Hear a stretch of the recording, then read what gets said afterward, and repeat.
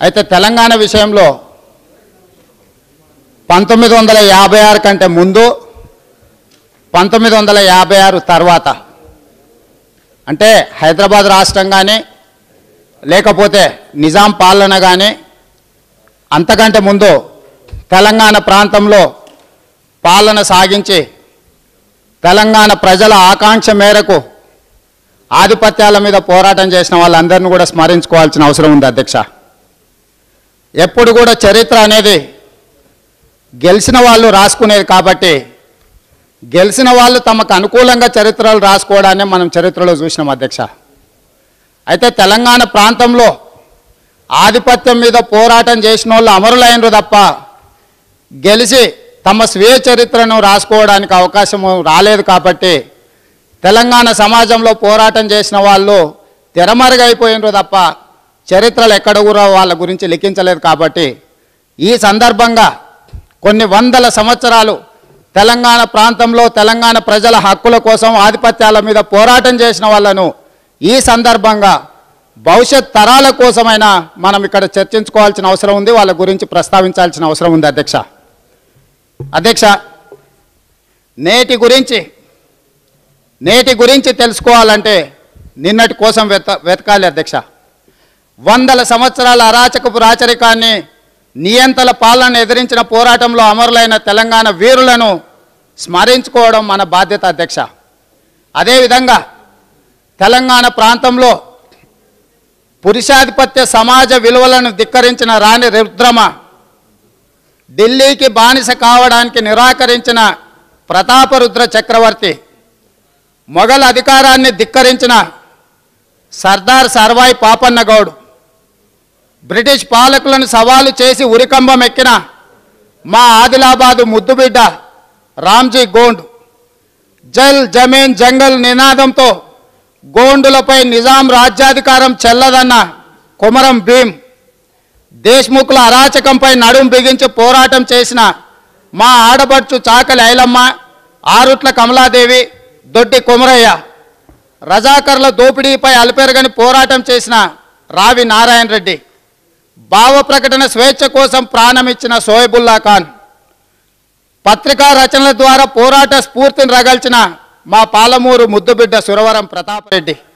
రజాకర్లను నిజాం నవాబ్లను ఢిల్లీ సర్కార్ను ఎదిరించి భూమి భుక్తి విముక్తి కోసం నేల కొరిగిన వేలాది రైతాంగ యోధులు, వందల ఏళ్ల అవిశ్రాంత తెలంగాణ పోరాటంలో ఏ ఆధిపత్యాన్ని అంగీకరించని తెలంగాణ మట్టి బిడ్డలు, నిజంగానే తెలంగాణ మాగాణం, అనాదిగా అరుణారుణ వీరులకిది జయగానం. నిరంకుశ రాచరికం, దుర్భర దారిద్ర్యం, తీవ్రమైన అణచివేత, అమానుషమైన మత వివక్షల నడుమ దినదిన గండంగా జీవితాన్ని గడిపిన హైదరాబాద్ సంస్థానంలోని ప్రజలు ఎప్పుడు కూడా అసహాయులుగా మిగిలిపోలేదు. పాలక వర్గంపై నిరసన, అణచివేతలకు ప్రతిఘటన, దౌర్జన్యాలపై తిరుగుబాట్లను అనేక రూపాల్లో వ్యక్తం చేశారు. చిన్న చిన్న నిరసనలతో ప్రారంభమైన సాయుధ సమరం దాకా పరిణమించిన ఈ మహోజ్వల ప్రజా పోరాట చైతన్యానికి ఊపిరులూదిన సంస్థలు, ఉద్యమాలు అనేకం. వాటి పాత్ర, అవి నిర్వహించిన కార్యక్రమాలు నిత్యస్మరణీయాలు. అధ్యక్ష, ఈ భూమి మీద చాలా తెలంగాణలు ఉన్నాయి అధ్యక్ష. ఎక్కడ అన్యాయము అణచివేత ఉంటాయో, ఎక్కడ దోపిడీ పరపీడనం ఉంటుందో ఆ ప్రాంతాన్ని తెలంగాణగా పిలవచ్చు అధ్యక్ష.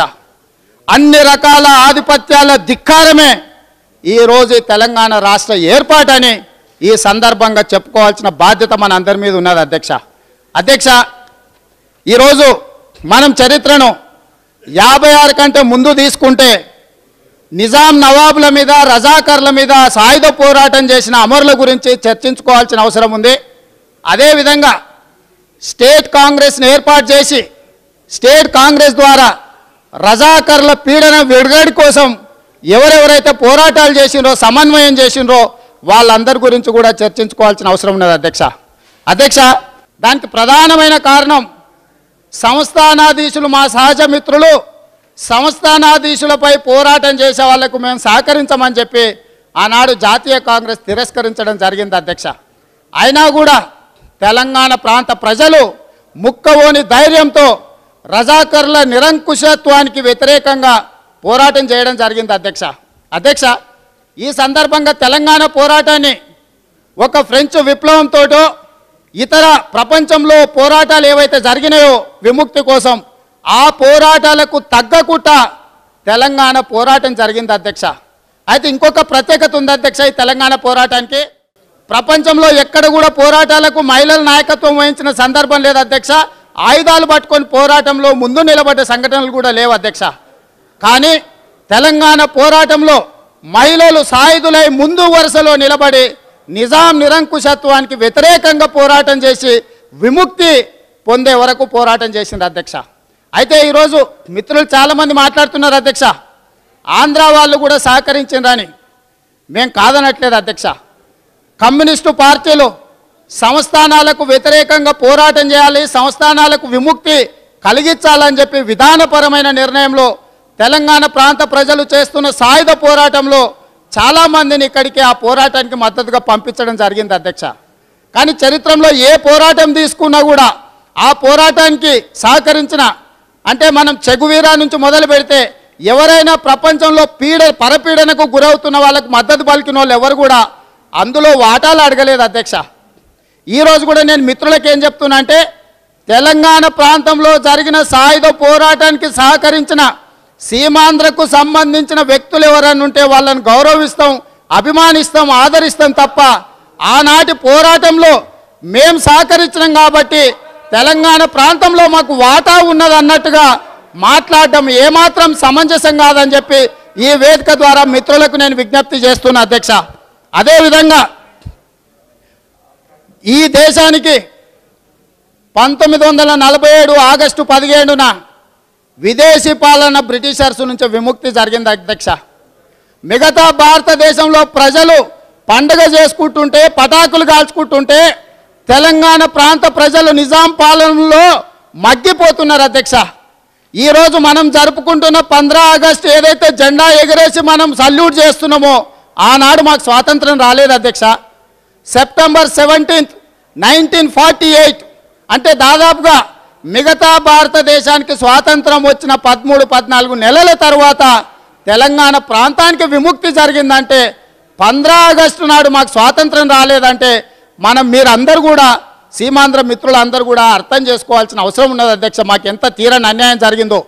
ఏదేమైనా ఆంధ్ర ప్రాంతానికి మద్రాసు రాష్ట్రం నుంచి విముక్తి కలగడానికి పోరాటం చేసిన పొట్టి శ్రీరాములను ఆనాటి పాలకులు నిజమైన ప్రజాస్వామికులు కాబట్టే ఒక్క వ్యక్తి ఆమరణ నిరాహార దీక్ష చేసి ఆంధ్రుల హక్కుల కోసం ఆంధ్రుల మీద మద్రాసీల ఆధిపత్యాన్ని వ్యతిరేకించి గుంటూరులో ఉన్న ఒక బంట్రోతు ఉద్యోగం కోసం పోరాటం చేస్తే ఆనాటి పాలకులు ప్రజాస్వామ్యవాదులు కాబట్టి ప్రజాస్వామ్యాన్ని మన్నించి ఎవరైతే మైనారిటీ వర్గాలు ఉన్నారో వాళ్ళు ప్రత్యేక రాష్ట్రాన్ని కోరుకుంటే ఆనాడు ప్రత్యేక రాష్ట్రాన్ని ఇవ్వడానికి కేంద్ర ప్రభుత్వం ఒప్పుకున్నది అధ్యక్ష. అయితే ఈ సందర్భంగా సీమాంధ్రలో ఉండే మిత్రులు కానీ ప్రజలు కానీ డిసెంబర్ 9ను బ్లాక్ డేగా పాటిస్తున్నారు అధ్యక్ష. ఈరోజు ఈ సమైక్య రాష్ట్రానికి డిసెంబర్ 9కు అవినాభావ సంబంధం ఉంది అధ్యక్ష. మద్రాసు రాష్ట్రం నుంచి ఆంధ్ర రాష్ట్రాన్ని విడదీస్తామని చెప్పి డిసెంబర్ 9, 1952 పార్లమెంటులో జవహర్లాల్ నెహ్రూ గారు ఆంధ్ర ప్రత్యేక రాష్ట్రాన్ని ఏర్పాటు చేస్తున్నామని ప్రకటన చేసింది కూడా డిసెంబర్ 9 రోజే అన్న సంగతి మా సీమాంధ్ర మిత్రులు గుర్తుపెట్టుకోవాల్సిన అవసరం ఉంది అధ్యక్ష. అంటే ఒక్క పొట్టి శ్రీరాములు చచ్చిపోతే ప్రత్యేక రాష్ట్రం తెచ్చుకున్న మీరు ఆయన అమరుడు అని చెప్పి ఆయన త్యాగశీలి అని చెప్పి ఆయన గొప్పవాడని చెప్తున్నారే. వేల మంది తెలంగాణ విద్యార్థులు ప్రత్యేక రాష్ట్రం కోసం చచ్చిపోతే ఎందుకు ప్రత్యేక రాష్ట్రాన్ని వ్యతిరేకిస్తుండ్రో ఒక్కసారి మీరు ఆలోచన చేయాల్సిన అవసరం ఉన్నది అధ్యక్ష. అంటే ఈరోజు ఒక్క పొట్టి శ్రీరాములు ప్రాణానికి ఉన్న విలువ మా తెలంగాణ బిడ్డలు వేల మందికి కూడా పొట్టి శ్రీరాములు ప్రాణానికి ఉన్న విలువ లేదా అని చెప్పి మిత్రులందరినీ కూడా నేను ఈ సందర్భంగా సూటిగా ప్రశ్నిస్తున్నా అధ్యక్ష. కాంగ్రెస్ పాలనలో ఉన్న ప్రభుత్వాలు కాంగ్రెస్ తరఫున ప్రధానమంత్రి అయిన జవహర్లాల్ నెహ్రూ గారు ఏ రకంగా తెలంగాణ ప్రాంత ప్రజలకు అన్యాయం చేసిండో కూడా ఇప్పుడు చెప్పుకోవాల్సిన సందర్భం అధ్యక్ష. నేను ఒకటే అడుగుతున్నా అధ్యక్ష, నిజాం నవాబ్ల నుంచి పటేల్ పట్వారీ వ్యవస్థ నుంచి జాగీర్దారుల నుంచి దేశ్ముఖ్ల నుంచి వారి పాలన వారి నుంచి విముక్తి కోసం ఆనాడు కొంతమంది ప్రజాప్రతినిధులు ప్రధానంగా బూర్గుల రామకృష్ణారావు గారు మా మహబూబ్ నగర్ జిల్లా నుంచి రాష్ట్రానికి ఉన్న హైదరాబాద్ స్టేట్కు ముఖ్యమంత్రికి ఉన్న వ్యక్తి ఆనాడు తెలంగాణ ప్రజల జీవన ప్రమాణాలు పెంచడానికి నేను పదవి త్యాగం చేస్తే ఈ ప్రాంతం అభివృద్ధి చెందుతుందనే ఒక సదుద్దేశంతో తను పదవీ త్యాగానికి పాల్పడి సమైక్య రాష్ట్రం కోసం ముందుకొచ్చిండు అధ్యక్ష. మరి 1956లో ఈ సమైక్య రాష్ట్రం కోసం ఇరు ప్రాంతాల వాళ్ళు ఒప్పుకున్నారంటుండ్రు. ఒప్పుకొని ఉండొచ్చు అధ్యక్ష, నేను ఒప్పుకోలేదని వితండవాదం చేయదలుచుకోలే. ఒక మంచి పని చేయడానికి కొంతమంది త్యాగం చేయాల్సిన అవసరం వస్తుంది అధ్యక్ష.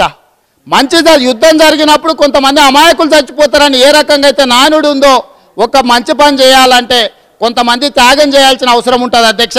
త్యాగంలో భాగంగానే బూర్గుల రామకృష్ణారావు గారు ఆనాడు తన పదవిని త్యాగం చేసి సమైక్య రాష్ట్రంలో మాకు న్యాయం జరుగుతుందని చెప్పి ఆనాడు వారు భావించి ఉండవచ్చు అధ్యక్ష. అలాంటి వాళ్ళు చాలామంది కూడా ఉండవచ్చు, నేను వాళ్ళని వ్యతిరేకించదలుచుకోలేదు అధ్యక్ష. వాళ్ళ ఉద్దేశం ఆనాడు ఈ సమైక్య రాష్ట్రంలో తెలంగాణ ప్రజల జీవన ప్రమాణాలు పెరిగి మా భవిష్యత్తులు బాగుండాలి, మా భవిష్యత్ తరాల పిల్లలు బాగుండాలని చెప్పి ఆనాడు తెలంగాణ నాయకత్వం భావించి ఉండవచ్చు కాక అధ్యక్ష. అంత మాత్రాన మేము వాళ్లకు బానిసలుగా బతకాలని ఎక్కడ లేదు అధ్యక్ష. 1956లో కొన్ని షరతుల మేరకే సమైక్య రాష్ట్రం ఏర్పడ్డదన్న సంగతి వాళ్ళు ఆలోచన చేయాల్సిన అవసరం ఉన్నది అధ్యక్ష. ఆనాటి పెద్ద మనుషుల ఒప్పందంలో ఏ ఒక్కటి కూడా అమలు జరగకపోవడం వల్లనే ఈరోజు మేము ప్రత్యేక రాష్ట్రం కోరుకుంటున్నాం అధ్యక్ష. అది తప్పవుతుందా ఒక్కసారి ఆలోచన చేయమని ఉంది అధ్యక్ష. అదేవిధంగా మా మిత్రులు భాషా ప్రయుక్త రాష్ట్రాల గురించి పదే పదే చెప్తున్నారు అధ్యక్ష. భాషా ప్రయుక్త రాష్ట్రాల మాట నిజమే అయితే తెలుగు ప్రాంత ప్రజలందరూ కలిసి ఉండాలని మీరు కోరుకుంటే బరంపురంలో ఉన్నవాళ్ళు, బళ్ళారిలో ఉన్నవాళ్ళు, యానంలో ఉన్నవాళ్ళు మన తెలుగు వాళ్ళు కాదా అధ్యక్ష? మరి ఈ 58 సంవత్సరాలలో బళ్ళారిలో, బరంపురంలో, యానంలో ఉన్న తెలుగు వాళ్ళని కలుపుకోవాలని ఒక్కరోజైనా ఈ సభలో చర్చ చేసిండ్రా అధ్యక్ష? ఒక్కసారి చెప్పమనుండ్రి. అదేవిధంగా భాషా ప్రయుక్త రాష్ట్రాల మాట నిజమే అయితే మరాఠీ భాష ఉన్న రాష్ట్రానికి మహారాష్ట్ర అని వచ్చింది, కన్నడ భాష ఉన్న మా రాష్ట్రానికి కర్ణాటక అని వచ్చింది, తమిళ భాష ఉన్నదానికి తమిళనాడు అని వచ్చింది. మరి తెలుగు భాష ఉన్న ఈ రాష్ట్రానికి తెలుగునాడు అని రాకుండా ఆంధ్రప్రదేశ్ అని ఎందుకు పెట్టిండ్రో చెప్పండి అధ్యక్ష. తెలుగు భాషకు పర్యాయ పదం ఏమైనా ఆంధ్ర అనేది ఉందా? ఆంధ్ర అనేది ఒక ప్రాంతం అధ్యక్ష. ఆంధ్ర ప్రాంత పెత్తనము, ఆధిపత్యం నిరూపించడం కోసమే తెలుగునాడు అని పెట్టాల్సిన రాష్ట్రానికి ఆంధ్రప్రదేశ్ అని వాళ్ళ ఆధిపత్యాన్ని చూపించడానికి ఆంధ్రప్రదేశ్గా పెట్టిండ్రు అధ్యక్ష. అదేవిధంగా భాషా ప్రయుక్త రాష్ట్రాలు దేశంలో నిజమే అయితే 50-60 లక్షల మంది ఉన్న కొంకణి భాషకు గోవా రాష్ట్రాన్ని ఇచ్చిన ఈ భారత ప్రభుత్వం, ఈ దేశం ఉర్దూ భాషకి ఎక్కడ రాష్ట్రం ఇచ్చిందో ఒక్కటి చూపించండి అధ్యక్ష.